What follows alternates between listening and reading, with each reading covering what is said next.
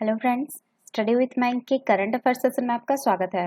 ये current affair SSC, banking, railway, state PCS, CDS, CPF, NDA और other competitive exam आदि में सहायक होंगे। आज की डेट है 5 जुलाई 2021। तो चलिए आज का करंट अफेयर शुरू करते हैं। आज का पहला प्रश्न है, कौन से कृषि विश्वविद्यालय के वैज्ञानिकों ने अमरूद की एक अनोखी किस्म काला अमरूद विकसित किया है? ऑप्शन ए झारखंड कृषि विश्वविद्यालय रांची, ऑप्शन बी पंजाब कृषि विश्वविद्यालय चंडीगढ़, ऑप्शन सी तमिलनाडु कृषि विश्वविद्यालय चेन्नई, ऑप्शन डी है आपका बिहार कृषि विश्वविद्यालय भागलपुर।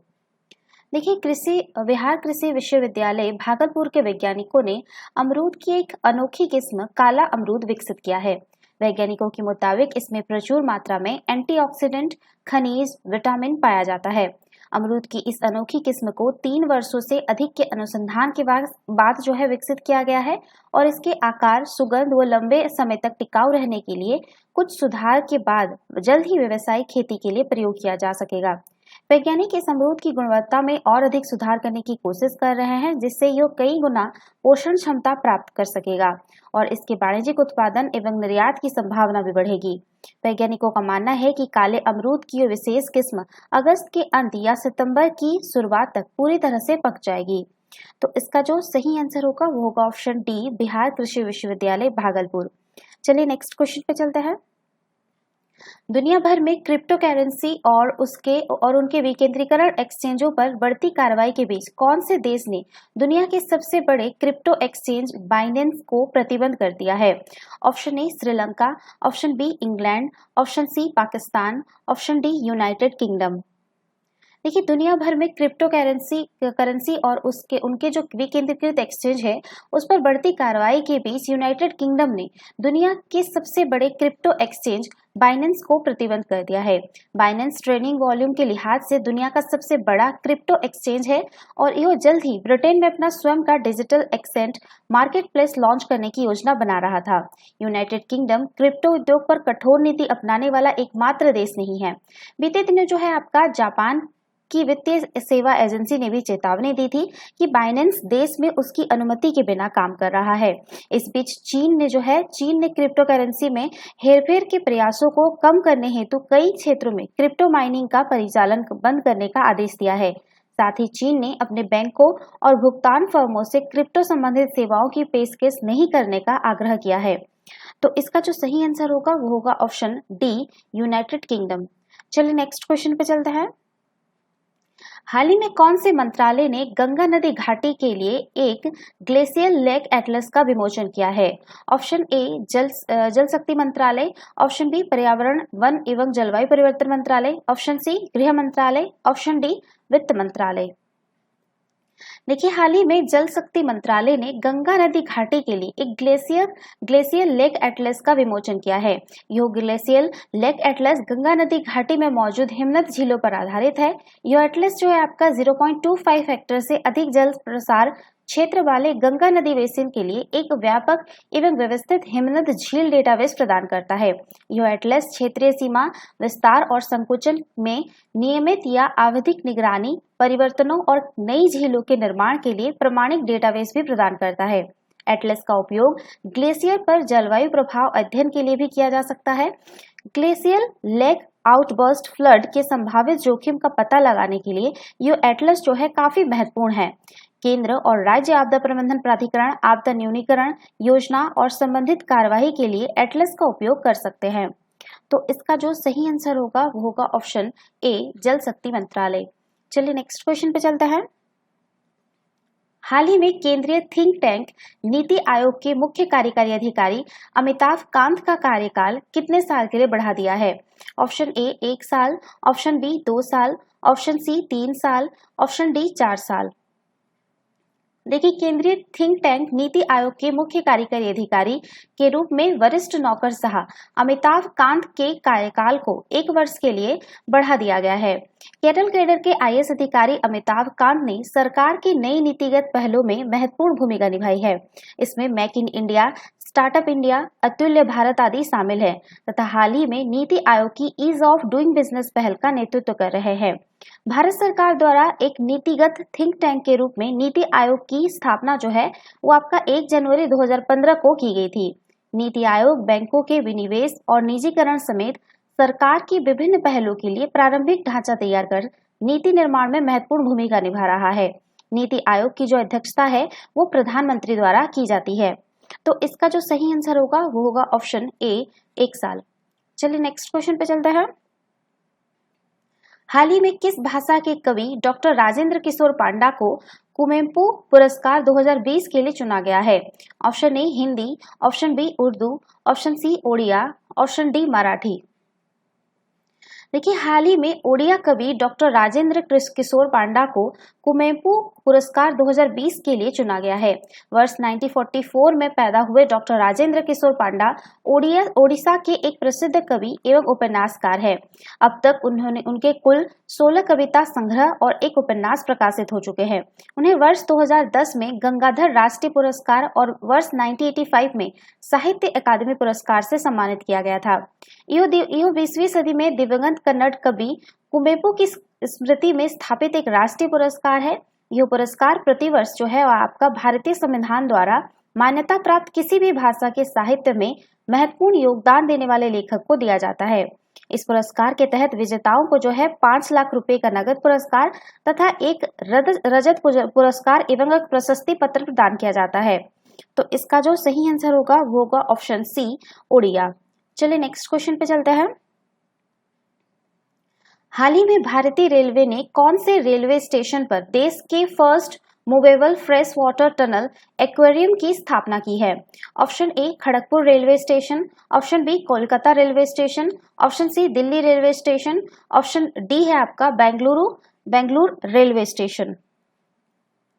देखिए क्रांतिवीर संगोली रायन्ना रेलवे स्टेशन, जिसे बेंगलुरु सिटी रेलवे स्टेशन के नाम से भी जाना जाता है, भारत का पहला रेलवे स्टेशन बन गया है जिसमें आपका movable fresh water tunnel aquarium है। भारतीय रेलवे स्टेशन विकास निगम लिमिटेड द्वारा HNI एक्वाटिक किंगडम के सहयोग से यह एक्वेरियम खोला गया है। यह एक्वेरियम अमेजन नदी जो कि दक्षिण अमेरिका की है अवधारणा पर आधारित अपनी तरह का एक जलीय पार्क है। यह एक 12 फीट लंबा जलीय साम्राज्य है। असंख्य वनस्पतियों और जीवों के साथ पहला पलुडेरियम विवेरियम, जिसमें स्थलीय और जलीय दोनों तत्व शामिल हैं, ये है पहला, ठीक है, अपनी तरह का पहला है। इसे रेलवे स्टेशन पर 1.2 करोड़ रुपए की लागत से बनाया गया है।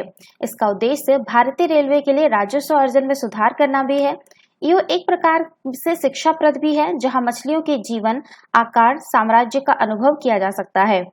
तो इसका जो सही आंसर होगा वो होगा option D, Bengaluru railway station. चलिए नेक्स्ट क्वेश्चन पे चलते हैं। भारत में प्रतिवर्ष नेशनल चार्टर्ड अकाउंटेंट दिवस के रूप में कब मनाया जाता है? ऑप्शन ए 1 जुलाई, ऑप्शन बी 2 जुलाई, ऑप्शन सी 3 जुलाई, ऑप्शन डी 4 जुलाई। देखिए भारत में जो है प्रतिवर्ष आपका 1 जुलाई को नेशनल चार्टर्ड अकाउंट दिवस के रूप में मनाया जाता है। इस दिवस के आयोजन का प्रमुख उद्देश्य एक पारदर्शी अर्थव्यवस्था सुनिश्चित करने में चार्टर्ड अकाउंट्स की भूमिका को रेखांकित करना है। इस दिवस का आयोजन जो है आपका institute of chartered accountant of India की स्थापना के उपलक्ष्य में किया जाता है। Institute of chartered account of India की स्थापना जो है वो आपका 1 जुलाई 1949 को संसद में पारित एक अधिनियम के माध्यम से की गई थी।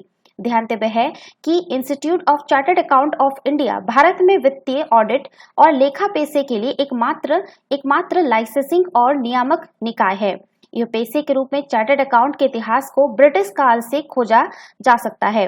ब्रिटिश सरकार ने सर्वप्रथम जो है आपका 1913 में कंपनी अधिनियम पारित किया था। उनमें उन पुस्तकों की एक निर्धारित सूची थी जिसमें अधिनियम के तहत पंजीकृत प्रत्येक कंपनी को बनाए रखना अनिवार्य था।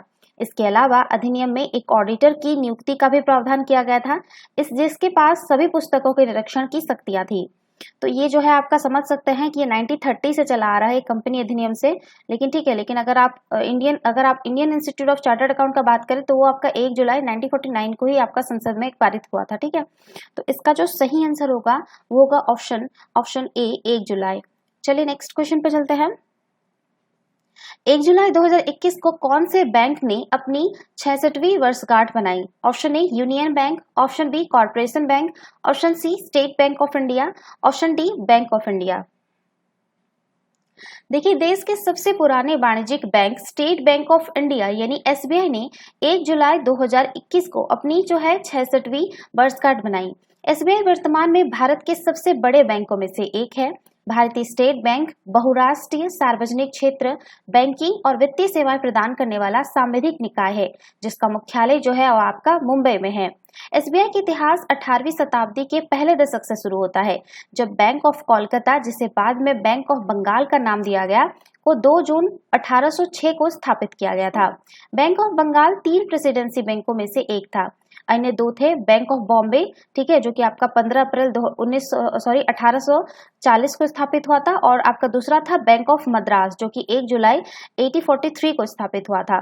तीनों प्रेसिडेंसी बैंकों को शाही चार्टर के माध्यम से संयुक्त स्टॉक कंपनियों के रूप में निगमित किया गया था। इन तीनों बैंकों को कागजी मुद्रा जारी करने का विशेष अधिकार भी प्राप्त था। हालांकि जो आपका 1861 में कागजी मुद्रा अधिनियम के माध्यम से भारत सरकार द्वारा ये अधिकार ले लिया गया। 27 जनवरी 1921 को प्रेसिडेंसी बैंकों का विलय कर दिया गया और पुनर्गठित बैंकिंग इकाइयों को इंपीरियल बैंक ऑफ इंडिया के नाम से जाना गया। इंपीरियल बैंक ऑफ इंडिया एक संयुक्त स्टॉक कंपनी बना रहा, लेकिन इसमें जो है आपका सरकार की भागीदारी नहीं थी। स्वतंत्रता प्राप्ति के बाद जो है भारतीय स्टेट बैंक अधिनियम 1955 के प्रावधानों के अनुसार भारतीय रिजर्व बैंक, जो कि भारत का केंद्रीय बैंक है, ने इंपीरियल बैंक ऑफ इंडिया का नियंत्रण हासिल कर लिया और आपका 1 जुलाई 1955 को इंपीरियल बैंक ऑफ इंडिया का नाम बदलकर भारतीय स्टेट बैंक कर दिया। तो ये थे इसके भारतीय स्टेट बैंक के इतिहास, कैसे ये आपका जो कि आपका 2 जून 1806 से आपका 1 जुलाई 1955 के बीच इसका इतिहास था। फिर उसके बाद तो आपको पता ही है, ठीक है। तो इसका जो सही आंसर होगा वो होगा आपका option C State Bank of India. चलिए नेक्स्ट क्वेश्चन पे चलते हैं। केंद्रीय माध्यमिक शिक्षा बोर्ड यानी सीबीएसई और भारतीय राष्ट्रीय भुगतान निगम यानी एनपीसीआई ने कौन सी कक्षा के छात्रों के लिए वित्तीय साक्षरता पाठ्यक्रम शुरू करने हेतु सहयोग किया है? ऑप्शन ए 8वीं, ऑप्शन बी 10वीं, ऑप्शन सी 6वीं, ऑप्शन डी 5वीं। देखिए, केंद्रीय माध्यमिक शिक्षा बोर्ड और भारतीय राष्ट्रीय भुगतान निगम ने 6ठी कक्षा के छात्रों के लिए वित्तीय साक्षरता पाठ्यक्रम शुरू करने हेतु सहयोग किया है। वित्तीय साक्षरता पाठ्यक्रम को नए वैकल्पिक वित्तीय साक्षरता दिवस के रूप में लॉन्च किया गया है, जो छात्रों को उनकी शिक्षा के प्रारंभिक चरण में बुनियादी वित्तीय अवधारणाओं की समझ रखने में सक्षम बनाएगा। इस पाठ्यक्रम में मुद्रा, बैंकिंग, बचत और वित्त और निवेश जैसी बुनियादी अवधारणाओं से लेकर IMPS, UPI, USSD, NACH, point of sale, mPOS, QR code और ATM जैसी उन्नत अवधारणाओं तक को शामिल किया गया है। इसमें बैंकिंग की उत्पत्ति, सिक्कों से कागजी मुद्रा में परिवर्तन, बैंकों के प्रकार और बैंकों द्वारा प्रदान किए जाने वाले प्रमुख संचालन सेवाओं को भी शामिल किया गया है। यह पाठ्यक्रम डिजिटल भुगतान को गति प्रदान करने में भारतीय रिजर्व बैंक और भारत सरकार की महत्वपूर्ण भूमिका को भी स्पष्ट करता है। इस पाठ्यक्रम को केंद्रीय माध्यमिक शिक्षा बोर्ड की वेबसाइट पर ऑनलाइन प्राप्त किया जा सकता है। यह सहयोग सरकार द्वारा प्रस्तुत की गई नई शिक्षा नीति के रूप में है, जिसमें देश भर के छात्रों के लिए बीच डिजिटल मानसिकता को पोषित करने की आवश्यकता पर जोर दिया गया है। तो इसका जो सही आंसर होगा वो होगा ऑप्शन सी 6ठी। चलिए नेक्स्ट क्वेश्चन पे चलते हैं। प्रधानमंत्री की अध्यक्षता में केंद्रीय मंत्रिमंडल ने प्रशासनिक सुधार और लोक शिकायत विभाग तथा कौन से पश्चिमी अफ्रीकी देश के लोक सेवा आयोग के बीच कार्मिक प्रशासन एवं शासन में सुधारों के नवीकरण के लिए को लेकर जो है एक समझौता ज्ञापन पर हस्ताक्षर करने को मंजूरी दे दी है? Option A Nigeria, option B Ghana, option C Gambia गणराज्य, ऑप्शन डी बेनिन। देखिए, आपका प्रधानमंत्री की अध्यक्षता में जो है केंद्रीय मंत्रिमंडल ने प्रशासनिक सुधार और लोक शिकायत विभाग तथा गाम्बिया गणराज्य के लोक सेवा आयोग के बीच कार्मिक प्रशासन एवं शासन में सुधारों के नवीकरण को लेकर समझौता ज्ञापन पर हस्ताक्षर करने को मंजूरी दे दी है। यह समझौता ज्ञापन दोनों देशों को एक दूसरे के कार्मिक प्रशासन को समझने में मदद करेगा और कुछ सर्वोत्तम प्रथाओं तथा प्रक्रियाओं को अपनाने, अनुकूल बनाने और नवाचार के माध्यम से शासन प्रणाली में सुधार करने में सक्षम बनाएगा। इस समझौता ज्ञापन के तहत मुख्य तौर पर सरकार के प्रदर्शन प्रबंधन प्रणाली में सुधार, अंशदायी पेंशन योजना के क्रियान्वयन तथा सरकारी भर्ती हेतु ऑनलाइन प्रक्रिया आदि क्षेत्रों में सहयोग किया जाएगा। हालांकि यह सहयोग केवल इन्हीं क्षेत्रों तक सीमित नहीं रहेगा। समझौता ज्ञापन का मुख्य उद्देश्य कार्मिक प्रशासन एवं शासन सुधार के क्षेत्र में दोनों देशों के बीच द्विपक्षीय सहयोग को मजबूत तथा बढ़ावा देना है।